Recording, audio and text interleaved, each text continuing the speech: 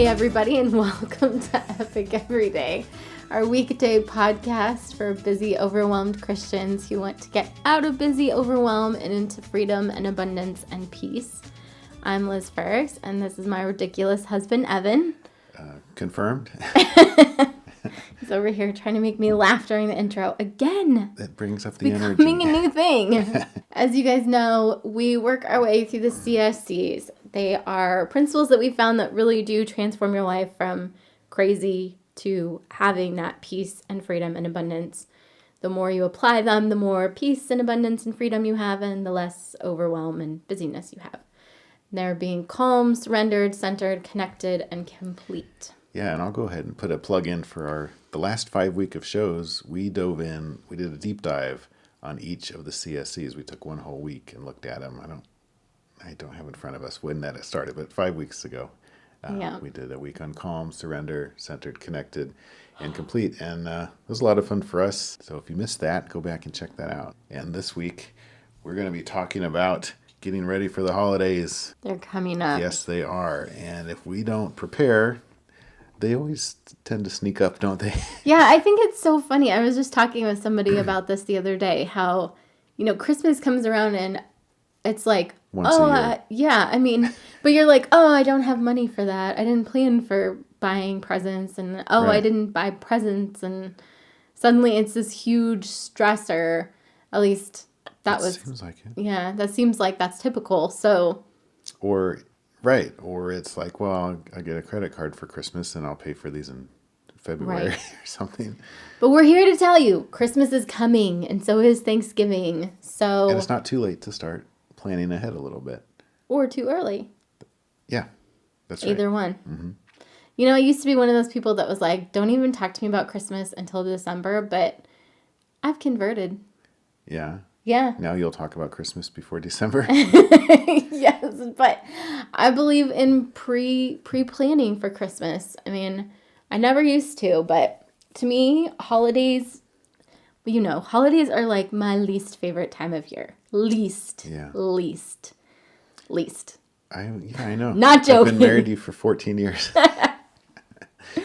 So, yeah, holidays to me equals stress and overwhelm. You have less time because you have all these different things going on, and you have more expectations because there's all this like, here's what perfect holidays look like. Everyone must have a turkey on Thanksgiving, must have a Christmas ham or turkey, or, there's all these. You must do all these things. Must have a decorate the tree day and a decorate the cookies day and a... It's a lot of pressure. Yeah. And that stuff's not, it's not designed as pressure, but you feel it as pressure. Right. And then on top of all that, you have extra time with family. My shoulders are getting tense just thinking about this. So you have all this stress in your life, and it's super concentrated for like a month. It's a marathon. Sure. Yes. And like a regular marathon, you want to train for it ahead of time. Exactly. Get ready. I think some of the pitfalls of that, like you were describing, if we don't get ready, we're going to do the holidays according to somebody else's plan. We're going to be reacting instead of proacting. Yes. Yeah. And in anything, we don't want to do that. We want to be proactive. Right, and that really is the difference between calm and overwhelm. If you're in firefighter mode, you are not calm. It's impossible to be calm if you're like, got to put out this fire, oh my goodness, this thing happened. Mm-hmm. So, since it's Monday and we're talking about calm. Yeah, and I think another thing that steals calm that you may not even realize until you're in the middle of it is if there's that sense of kind of shut down where it's like, okay, this is more my style. The more quiet rebellion of like, I'm just going to not answer that question, or I'm just going to be quiet and back off. And the bottom feeling is wishing that this or that was different, but not really doing anything about this or that. Why do we have to have Christmas at Joey's house? Why can't it? But I don't want to host it either, So, yeah. But never, so you can either there's a number of things that you could do when you're not in calm. And These are the things that we're trying to avoid. I think the question is, what's the plan? And am I okay with the plan? Because there is a plan.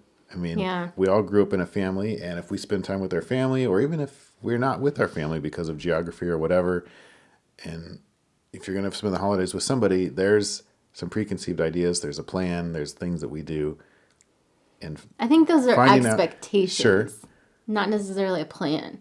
well, It doesn't become a plan until it's stated. To me, yeah, anyway. but if it's just the default way we've always done it, that's the plan, right?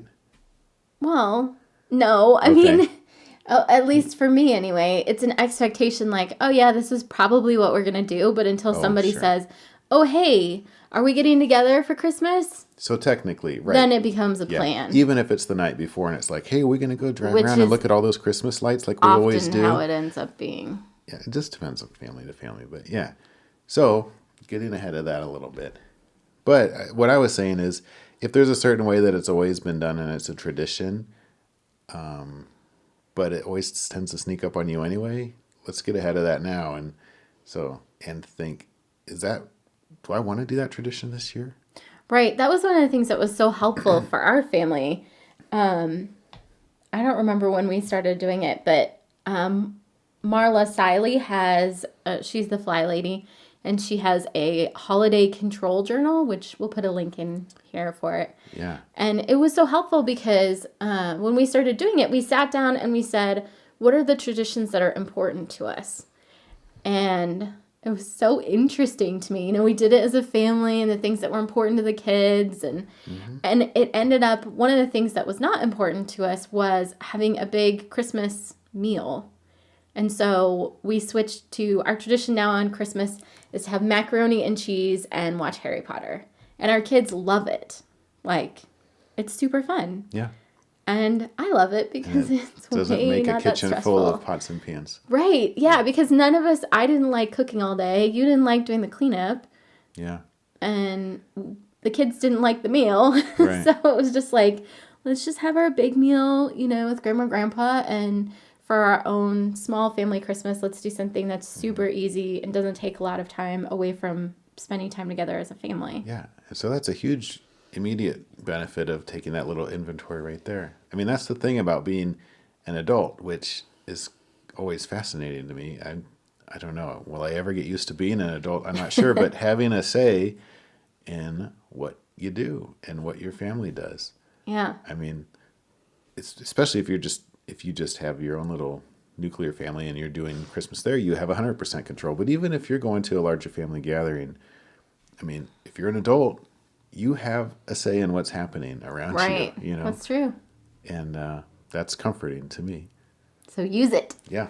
One thing we also want to take an inventory of is the family dynamic and the family role, and to try to think about whether that's a healthy situation or not. Or I mean, like any family, there's stuff that's maybe a problem and there's stuff that's really great. And we want to acknowledge and be ready to deal with both.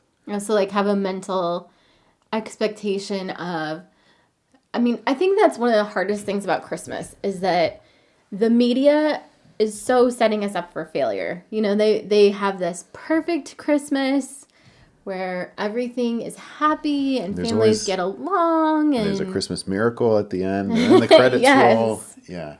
yeah, and then families are made up of real people, so it doesn't actually go perfectly. Yeah. And unexpected things happen. But so is that what you're talking about when you kind of setting your expectations for, okay, when I spend time with my family, these are the issues that arise. I'm aware of that. Here's how I'm going to handle those ahead of time, kind of making a plan. Yeah, and I think going along with letting go of perfection is maybe you're not going to blast through there and fix all these problems. Like it Right. never works each year, or maybe it never happens. But so give yourself grace and wiggle room to just be present with your family if that's what's going on and if it's stressing you out. Yeah, the benefit of the plan and the little inventory is that families are crazy. Whatever family you're from, and or I mean, they have their own little problems. Yeah. But you don't have to solve it, and you don't have to get swept away by it either. You just You can plan ahead and stay calm even in the middle of it. Yeah. If you've got your little inventory of, this is how crazy Uncle Harry acts, you can be like, I know, this is how crazy Uncle Harry acts, and when he tries to drag me into a fight, I'm going to just ignore it, or I'm going to redirect. And the rock of that is your identity, which we'll be talking about later in the week. Give yourself some grace to be a little uncomfortable and to be part of the group, because being part of the group is important. I mean, God holds a high value, especially if it's a Christian group and if it's a good group to be in. Yeah, that I definitely see the value of that. That whole plan ahead thing was really what transformed our holidays for me. Not that they're awesome, because the holidays do have some inherent pitfalls, but just knowing ahead of time, these are the things on my list. Because then, for me anyway, if I take care of all the things that I can do now, like Fly Lady, one of her things is to try to have everything ready by the end of November. Yeah, all your Christmas shopping is done, your Yeah. presents are wrapped. We've kind of gotten in this habit where, for the most part, we just pick up presents throughout the year when we see something that we think would be awesome for somebody, and we wrap it. Maybe not the day that we bought it, but the next time we get out wrapping paper, we just wrap a bunch of stuff all at once. Right. Yeah, it's been And neat. then we have them all labeled so we don't forget what is what. And, by the end of November, if you have all that stuff that you have control over taken care of, then in December, you have room to breathe and room to just let stuff, let things not turn out the way that they are, and to just hang out at Christmas parties. Or not go shopping and get trampled on Black Friday, or something. I mean, well, and having space, at least for me, when I go to some of those things, I'm stressed because I'm thinking about all the stuff that I should be doing at home that I'm not doing at home because I'm at this other place. Whereas if I have that stuff already taken care of, I can just be like, oh, that's done. I'm just going to hang out with these people. Not a big deal. Right. So I think, there's a number of ways to make a plan. I think the biggest thing we're advocating is make a plan, and it doesn't have to be a perfect plan. But if you get started a little earlier than you're normally used to, it could add to your calm in that crucial month between Thanksgiving and Christmas. Yeah. Because, you want to be present at the office Christmas party or church party or for your kids' Christmas pageant or whatever, where, those are the special things. Right. And if your mind's off somewhere else, it's not going to be quite as good. Right. Yeah. And then let go of perfection, like you were saying. The media sets us up for a perfect Christmas. Perfect Christmas is not going to happen. Neither is perfect Thanksgiving. Mm-hmm. So accept it and then move on. Yeah. Instead of being like, I must meet this standard. It's a false standard. It's an impossible standard. Don't even try to meet it. Yeah. I think a lot of the movies, I don't know, they all, some of the comedies ones they'll shatter that too. Like, oh, it's not perfect because, like Home Alone or something. Right. But then the moral thing is like, but family connection is really important. So they try, but it still is, it feels, I don't know, I feel the pressure of like, oh, look, they have 1 million Christmas lights up on their house. And is that what Christmas is all about? Like, it's easy. Those things soak in, even if the movie's like, oh, we're going to goof on it. Right. All right. Well, we're so glad you guys were here with us today. Hopefully you can think of today as an opportunity day. And this is an opportunity to do things different with your holidays. That's right. And it's not too early or too late, like Liz said. Exactly. So we're going to be talking about the holidays all this week because the holidays are really stressful. This is just a fact of life. And so part of dealing with that stress is to plan ahead. So we're going to talk about planning ahead this week and just kind of setting our expectations in a healthy place so that we can enjoy them. And then we'll probably come back to the holidays as they get closer also. If your holidays are stressful, let's work on them this week. Yeah. And give yourself grace and be present.